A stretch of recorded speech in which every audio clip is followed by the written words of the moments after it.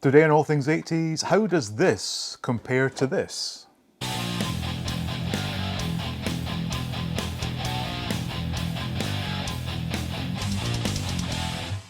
Welcome back to All Things 80s, and earlier this year you may have seen the video I did showing yet another unboxing of generous donations from Anthony Whitehead.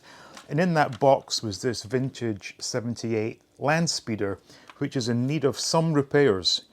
Now before I start doing the repairs, I thought it would be interesting to compare it against the 1995 Power of the Force version. Now this was also going to be one of those vintage versus not so vintage unboxings.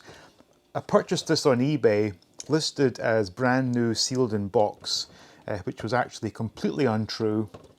It was not sealed, it was not brand new. However, I contacted the seller and they very kindly gave me a full refund and told me to keep it. So pretty good on that part. So anyway, we have this one to match up against the vintage. So without further ado, let's go overhead and compare the two land speeders. So before we do the side-by-side comparison, we'll just take a quick look at the box of this Power of the Force 2 version. Now, it came from a store called Venture, which I'm not at all familiar with, but it was $19.99. Now, a quick calculation tells us that $20 in 1995 is currently worth $35, which I think would be a pretty reasonable price today for something like this.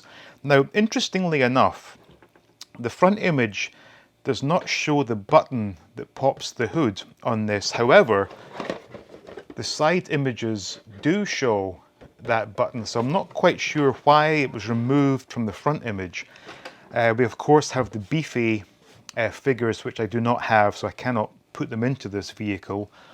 Tells us that it's got shift action running gear and pop open hood. So it's telling us it's got the pop open hood, not showing the button here, but it does show it on the side. All very strange.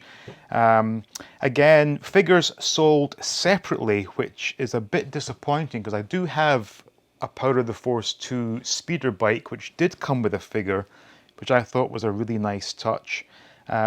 Wouldn't be expecting two figures with this, but maybe one could have been nice. Now, as I mentioned in the introduction, it was listed on eBay as being brand new and sealed, and part of this video was going to be this big unboxing, but I was deceived. So anyway, here we have our two land speeders. Now, it's been said that the Power of the Force 2 vehicles were cast using the same molds as the originals from the 70s. And in my opinion, that is true from a certain point of view. There are some distinct differences between these two. Size-wise, they're the exact same, and I would say 95% of them, of the features, are identical. However, Power of the Force 2 has many additional features that the original does not, and for a start, we can see right here, the engine cover was not, blown off on this one. It has been on this one, with a lot of intricate detail there. Also, there's more detailed sculpting on the hood here that is not present on the original. From a side profile, we have these gaping holes on the original on both sides, not present on the modern one. The seats are completely different, similar shape, but much more detailing on these ones. And again, the plastic used for the seats is a different color, and also the gear shifter is a different color, which is unfortunate because I was thinking part of the repair needed on this one was to replace that because this is not functioning. The idea being that when the lever is back, the wheels are depressed into the body, and then when you bring the lever forward, the wheels come forward, and these are spring-loaded wheels, which is a nice touch because when you're playing with it, it does give the impression of it floating in the air with that sort of bouncing momentum. Very nice. Now, another major difference between the two is the windshield. from a side profile point of view, you can see the original is much more sort of bubble-like, whereas this one is a much sleeker design. I'll maybe do a still picture to illustrate this. In terms of construction, another interesting point I've noticed is the original had 4 screws to separate the 2 halves of the body. This one has 6 screws, so it's got an additional 2 screws up here, and it does feel like a much sturdier toy than the original. Stickers are definitely different, but that's not really a major issue. Now, in terms of the popping hood, when you lift the original, it sits back reasonably well, whereas this one, the plastic is not wanting to go back, and you can see it being stressed here. Obviously the original is stressed, but it does go back much easier than this one. And again, different stickers being used there. Color scheme, again, far more screen accurate in this one. And whilst they didn't elect to go with the chrome effect, this is a far nicer looking touch, because the original, as with all toys of this age, the chrome is likely to get worn off, as is the case here.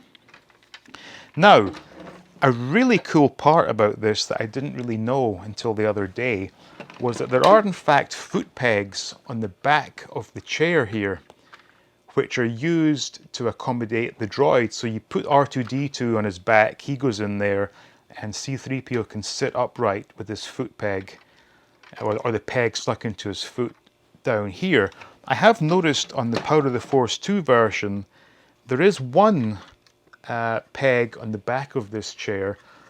I don't know if it broke off on this one, but there are an additional pegs here and here. Much smaller in size compared to the old vintage, so I'm not sure if the Power of the Force 2 figures had a different size of hole for the foot pegs. Aside from that, they are indeed very similar. Like I said, probably 95% the same, with a few slight sculpting differences, most markedly here. And there's also more sort of textured features throughout, especially up here. Again, the seats, whilst very similar in shape, more design went into these ones. Now, which one is best? Well, I would love to be able to say the original from '78 was the best, but that would be a complete lie. This is a far superior looking toy in every way, shape and form. Again, I think if you are on a budget but are strictly vintage, don't be afraid to dive into this market for vehicles and whatnot, because they are pretty much the same as the originals, but in fact improved somewhat, so you can't really go wrong with these. Now, the intention is to do a restoration on this, and I had thought about using the gear mechanism from this one to put it into this one, but as you can see, the color of plastic is different, and that's going to pose a problem. So I'll need to work out what I'm going to do with this. Also, I'm going to do the chrome on this. The windshield, I think they could be switched, because the hole that these clip into is in the same spot, because I think this does look a lot better than the original. And of course, I could actually do the seats and the gear lever from this into this, so make this like a bit of a hybrid. We'll see.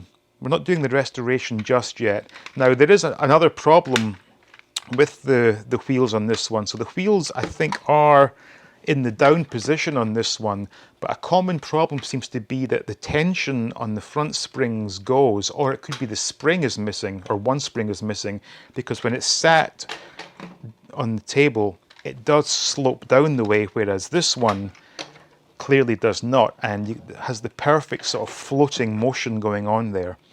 So, to conclude, yes, I do love the originals. However, I have to confess, This is just a much, much better looking toy from every angle.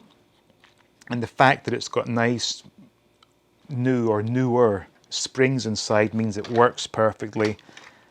But yeah, if you are collecting vintage and are on a budget, I highly recommend some of these Power of the Force 2 vehicles. They look every bit as good and if not better. So there you go. Vintage 78 against vintage 95. So it was pretty clear that the 1995 Power of the Force 2 version is actually a far superior toy, and even me as a pure vintage enthusiast has to confess that the modern one, or when I say modern from 1995, does look a hell of a lot better on display and of course is far more movie accurate. But that said though, there's still something quite magical about these vintage Kenner toys from the 70s and 80s, so they'll always have a huge place in my heart. So hope you enjoyed that. Thank you for watching, with special thanks going out to the patrons. Please like, please subscribe, and stay tuned for more videos from All Things 80s.